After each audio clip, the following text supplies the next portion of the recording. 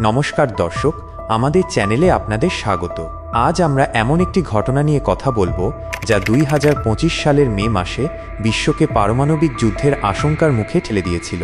ভারত ও পাকিস্তানের মধ্যে অপারেশন সিঁদুর কী ছিল?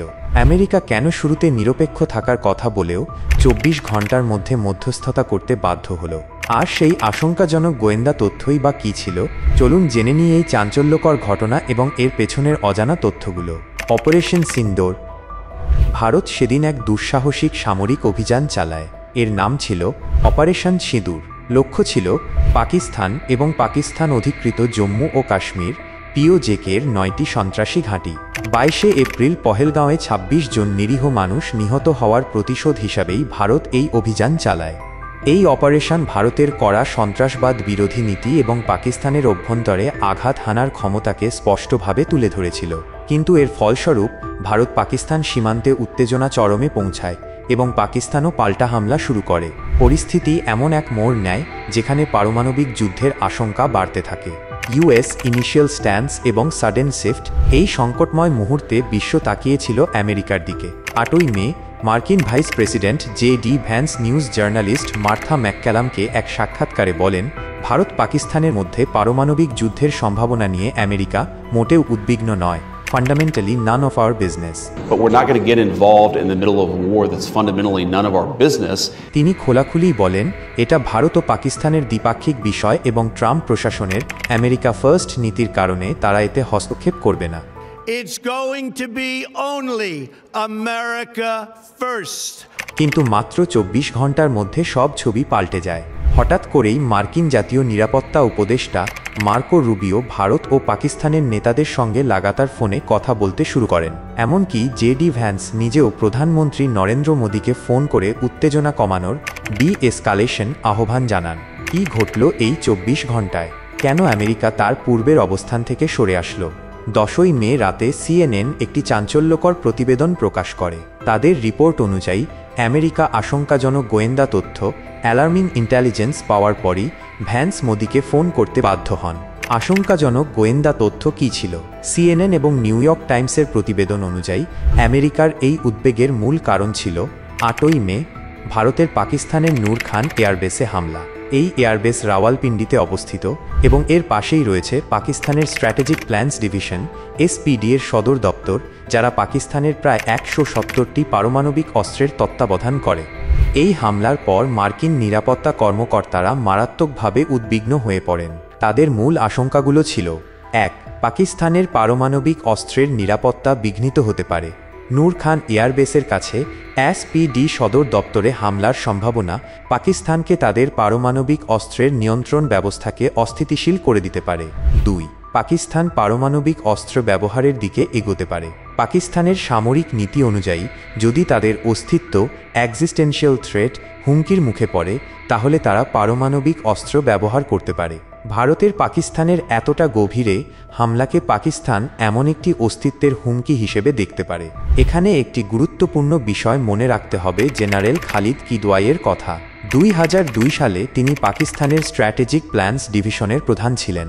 তিনি পাকিস্তানের পারমাণবিক নীতির 4টি লাল রেখা রেড লাইন্স উল্লেখ করেছিলেন। ভৌগোলিক হুমকি: ভারত যদি পাকিস্তানের উল্লেখযোগ্য ভূখণ্ড দখল করে।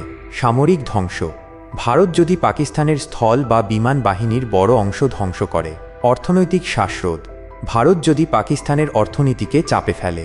রাজনৈতিক অস্থিতিশীলতা: ভারত যদি পাকিস্তানের রাজনৈতিক কাঠামোকে অস্থিতিশীল করার চেষ্টা করে। অপারেশন সিঁদুরের সময় ভারতের হামলাগুলো এই লাল রেখাগুলোর কাছাকাছি না পৌঁছালেও নূর খান এয়ারবেসের কাছে SPD সদর দপ্তরের নৈকট্যই আমেরিকাকে নড়েচড়ে বসতে বাধ্য করে। আমেরিকার নীতি পরিবর্তনের কারণ: তাহলে কেন আমেরিকা তার অহস্তক্ষেপ নীতি থেকে সরে আসলো? এর পেছনে কয়েকটি গুরুত্বপূর্ণ কারণ ছিল। পারমাণবিক যুদ্ধের ঝুঁকি: ভারত পাকিস্তানের মধ্যে পারমাণবিক যুদ্ধ শুধু এই অঞ্চলের জন্য নয়, বৈশ্বিক নিরাপত্তার জন্য এক চরম বিপর্যয় ডেকে আনত।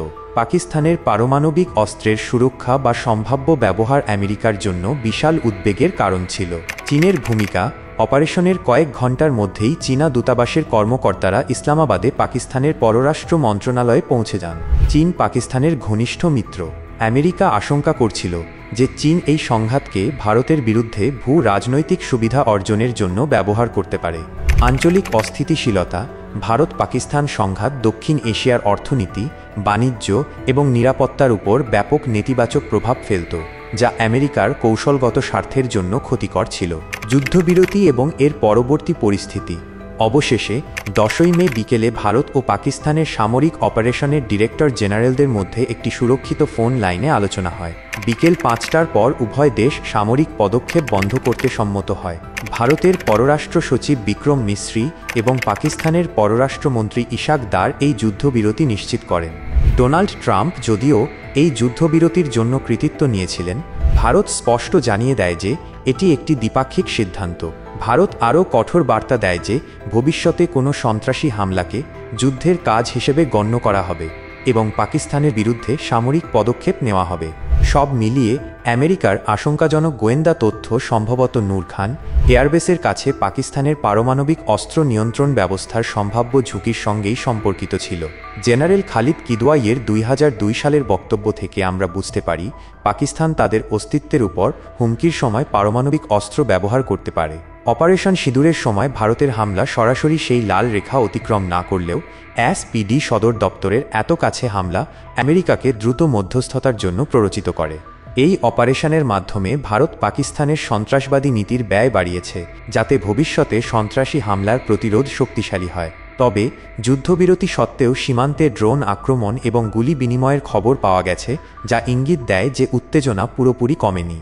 এই ঘটনা আবারও প্রমাণ করল যে ভারত পাকিস্তানের মধ্যে পারমাণবিক যুদ্ধের ঝুঁকি এড়াতে আন্তর্জাতিক মধ্যস্থতা কতটা জরুরি। এই ছিল অপারেশন সিঁদুর এবং পারমাণবিক যুদ্ধের আশঙ্কার পেছনের ঘটনা। এই বিষয়ে আপনার কি মতামত নিচে কমেন্ট করে জানান।